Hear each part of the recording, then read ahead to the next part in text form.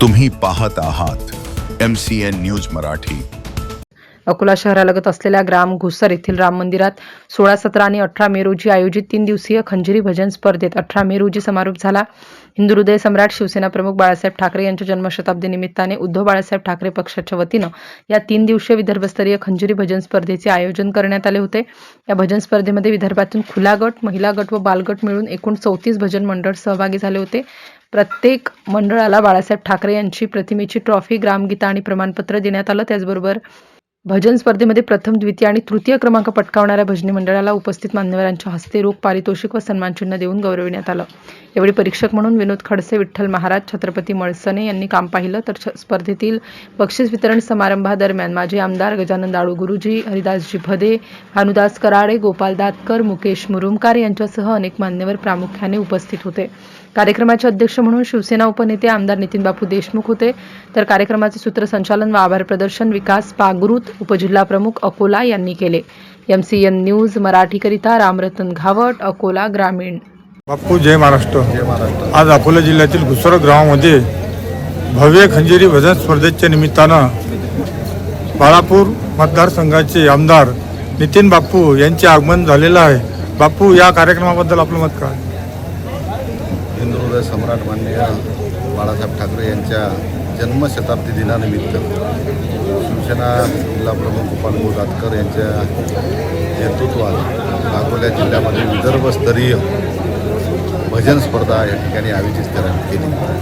खरं तर हा एक आगळा वेगळा कार्यक्रम, एक भक्तिमय कार्यक्रम, एक आध्यात्मिक धार्मिक असा एक चांगला कार्यक्रम बाळासाहेबच्या जन्मशताब्दीनिमित्त जिल्हा प्रमुखांनी आयोजित केला। खरं तर मी त्यांचं अभिनंदन करतो आणि त्यांच्या खांद्याला खांदा लावून त्या कामाचं नियोजन, चांगल्या पद्धतीनं नियोजन, चांगल्या पद्धतीनं मार्गदर्शन आमचे ज्येष्ठ प्रमुख आदरणीय भानुदास कराळे यांनी 3 दिवस झाले इथं जो वेळ आम्ही देऊ शकलो नाही तो वेळ भानुदास म्हणून या ठिकाणी दिला आणि चांगल्या पद्धतीनं नियोजन चांगल्या पद्धतीने या ठिकाणी विदर्भस्तरीय भजन स्पर्धेचं नियोजन केलं आणि या भजनाच्या माध्यमातून लोकांमध्ये तुकडोजी महाराजांचे विचार, गाडगे महाराजांचे विचार, छत्रपती शिवाजी महाराजांचे विचार, असे आपले जे आध्यात्मिक आपले जे संत होऊन गेले, पुरुष होऊन गेले, या लोकांचे